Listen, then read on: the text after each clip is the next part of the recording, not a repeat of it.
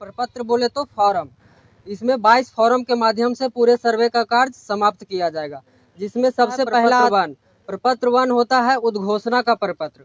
उद्घोषणा जो होता है वो डीएम सर के द्वारा जिला स्तर पर कर दिया जाता है।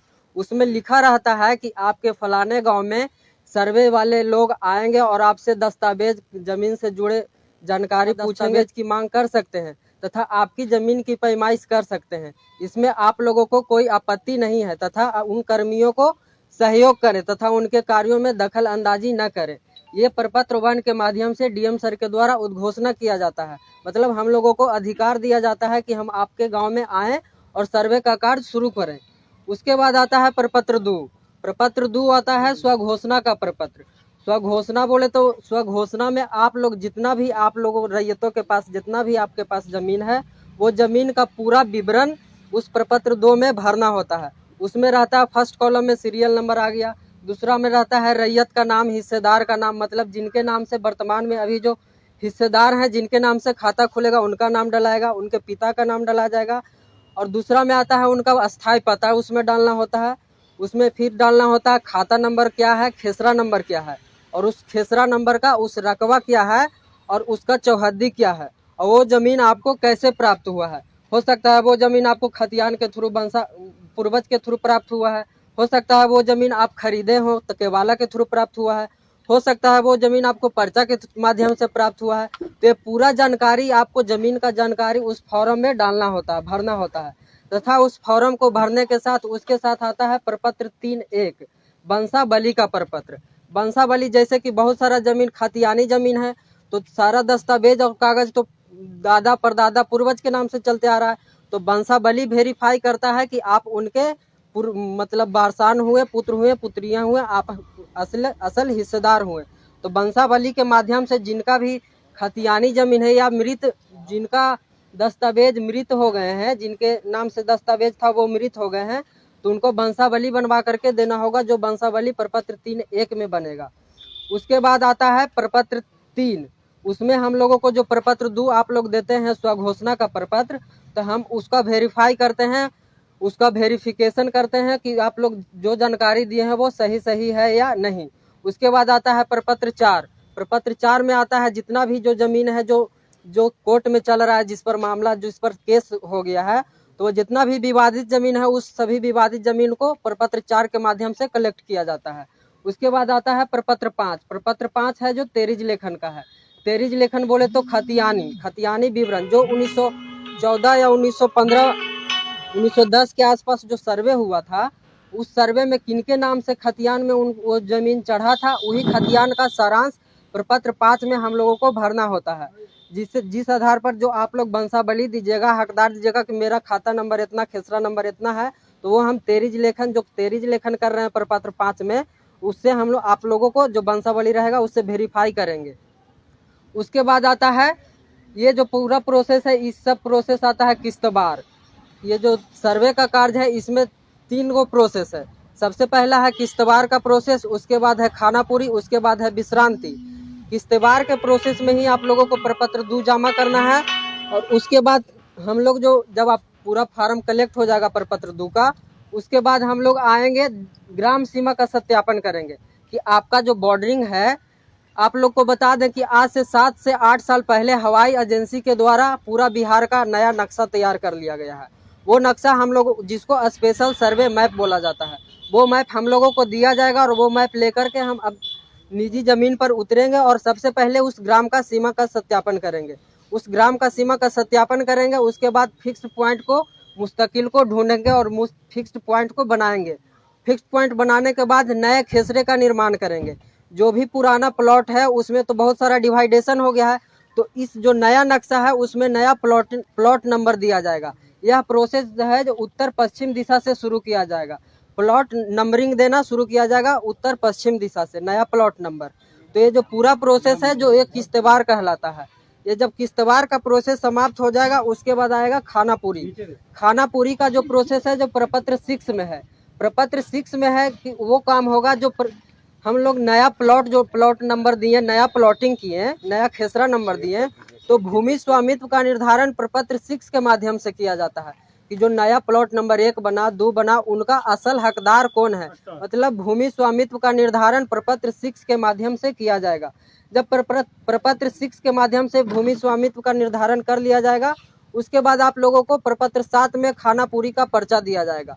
खानापुरी पर्चा कहने का मतलब है कि आपको जो खतियान प्रपत्र 6 ही है जो खतियान का निर्माण हो गया, नया खतियान का निर्माण, उसी में आपका सारा विवरण, नया खाता नंबर, नया खेसरा नंबर, पुराना खाता नंबर, पुराना खेसरा नंबर, नया रकबा और उसका चौहद्दी क्या है, किनके नाम से खाता खुला, मतलब खतियान का नकल पर्चा आप लोगों को उपलब्ध कराया जाएगा कि आप लोग वेरीफाई करिए कि आपका जमीन सही चढ़ा है या नहीं।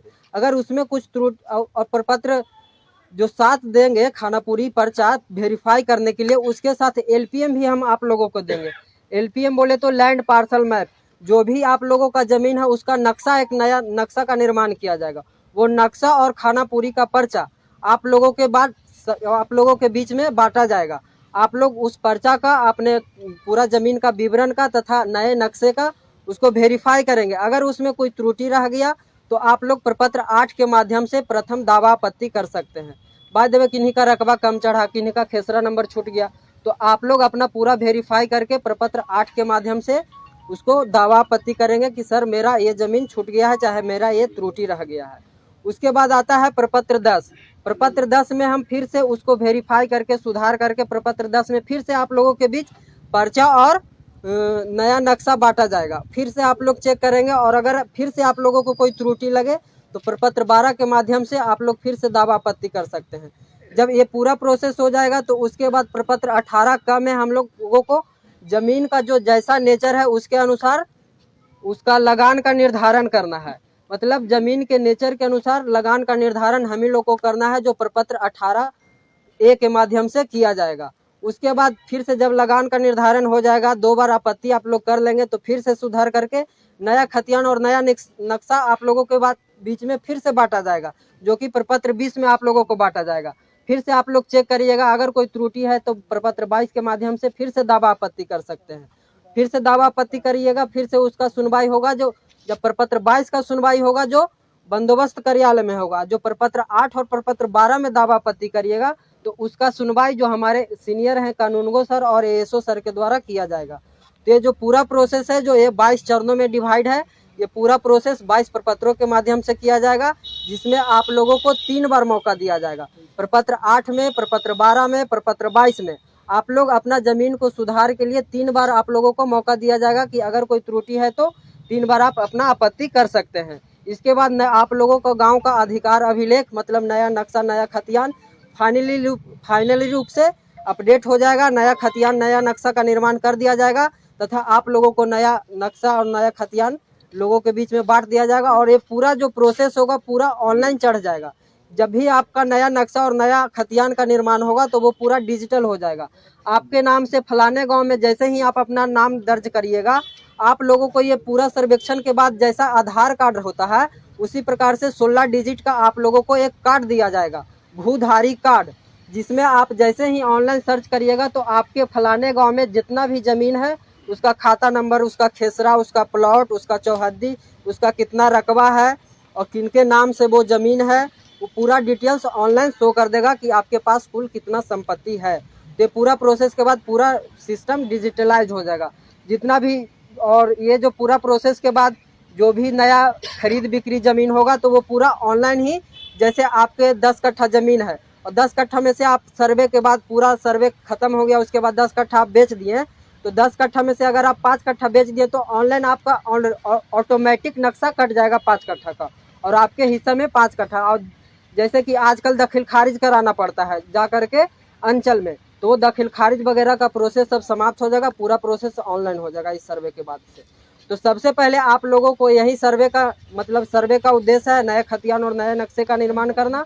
इसमें सबसे पहले आप लोगों का कर्तव्य है कि अपने जो भी भूमि है उसके सीमा, मतलब अपने मेढ़ को सीधा कर लेना तथा अपने जो भी कागजात है जमीन से रिलेटेड वो इकट्ठा कर लेना तथा प्रपत्र 2 के माध्यम से स्वघोषणा जल्द से जल्द 20 से पहले सभी रैयतों को प्रपत्र 2 में स्वघोषणा भर करके उसके साथ जो जमीन आपको जैसे प्राप्त हुआ उसका दस्तावेज अगर खतियानी है तो खतियान का नकल, खरीदी है तो केवाला, और पर्चा के थ्रू प्राप्त है तो पर्चा उसमें लग जाएगा, तथा रसीद का उसके में फोटोकॉपी लग जाएगा, और एक आधार कार्ड का फोटोकॉपी लगा करके प्रपत्र 2 में आप लोगों को जमा करना है।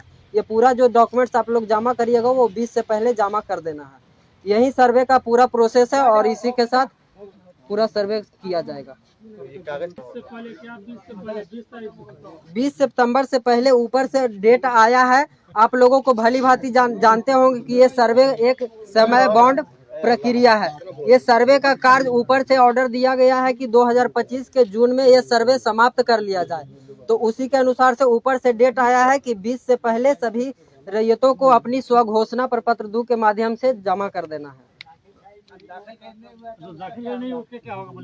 दाखिल खारिज जिसका नहीं हुआ है वो अभी वर्तमान में स्वघोषणा में अपना फॉर्म में पूरा खाता नंबर, खेसरा नंबर और उसका जो दस्तावेज का फोटोकॉपी, आधार कार्ड का फोटोकॉपी के साथ शिविर में जमा करना सुनिश्चित करेंगे। शिविर पंचायत स्तर पे लगेगा। ये जो शिविर जो पूरा जो रुक जाइए, ये जो शिविर जो प्रत्येक अंचल, बिहार के 38 जिला है, तो प्रत्येक अंचल में एक शिविर का गठन किया गया है। वही शिविर के माध्यम से उस पूरे अंचल का सर्वे का कार्य किया जा रहा है, जो कि केसरिया ब्लॉक का जो शिविर का गठन किया गया है, विशेष सर्वेक्षण शिविर का गठन, वो लोहरगामा के पंचायत सरकार भवन में किया गया है। सर्वे का केसरिया में जितना भी सर्वे से रिलेटेड जिनको भी दिक्कत हो, चाहे परेशानी हो, वो बेझिझक वहाँ जो हमारे पदाधिकारी कानूनगो सर हैं, एसओ सर हैं, वो आप लोगों की समस्या का हल कर देंगे। वो मतलब कोई भी दिक्कत है तो ऑफिस का निर्माण लोहरगामा पंचायत सरकार भवन में किया गया है। हाँ, वहाँ जाके वहाँ सब बैठे रहते हैं। जी बोलिए।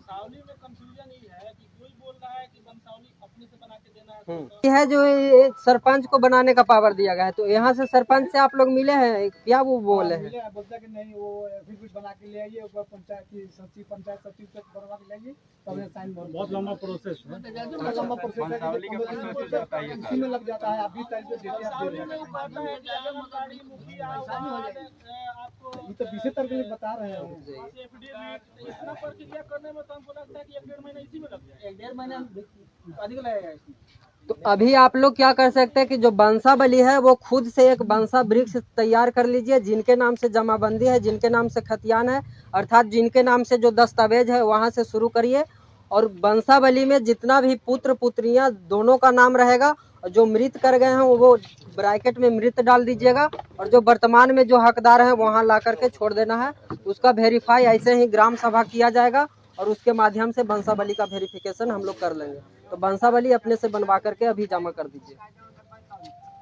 क्या बोले? इनका कहना है कि जो आदमी जीवित है उन्हीं के नाम से वंशावली है, तो उनको उन्हीं के नाम से जो आदमी जो रैयत जीवित है उन्हीं के नाम से दस्तावेज है, तो उनको वंशावली की कोई आवश्यकता नहीं है। वंशावली की आवश्यकता वही है जिनके नाम से दस्तावेज है वो मृत कर गए हैं, उसी कंडीशन में वंशावली लगे। हाँ, खतियान चाहे दस्तावेज।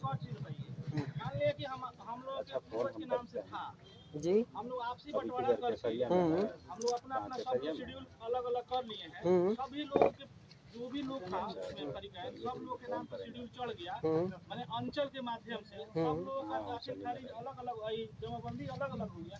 उस परिस्थिति में क्या होगा? खतियानधारी के नाम से आएगा या जिसके नाम पर जमाबंदी है उसके नाम से आएगा? जिनके नाम से जमाबंदी है उनके नाम से फॉर्म भराएगा, उन्हीं के नाम से खाता खुल जाएगा। उनको वंशावली बनाने की कोई जरूरत नहीं है।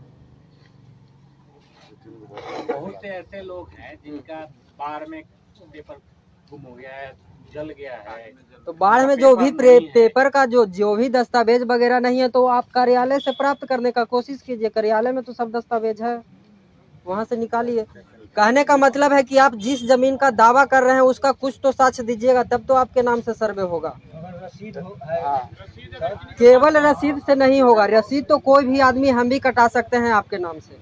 तो केवल रसीद है जो कि ये डिसाइड करता है कि आप उस भूमि का लगान जमा कर रहे हैं। रसीद ये डिसाइड नहीं करता है कि आप उस भूमि का मालिक हैं। तो केवल रसीद से नहीं काम होगा।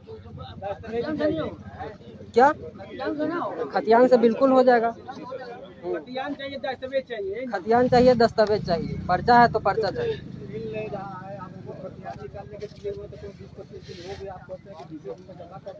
तो खतियान तो आजकल ऑनलाइन भी उपलब्ध है सारा जगह का। खतियान तो ऑनलाइन उपलब्ध है। जो गवर्नमेंट के रिकॉर्ड में खतियान नहीं है, दस्तावेज उसका है, उसका क्या करेंगे? तो दस्तावेज के साथ जमा करिए स्वघोषणा। ऑफलाइन में रसीद कहाँ मिलता है जो पुराना वाला? ऑनलाइन साइबर में जाइएगा तो वो निकाल करके दे देगा। तो जो भी कागजात है उसके साथ भर करके जमा करें कि जून 2025 में सर्वे समाप्त हो जाएगा।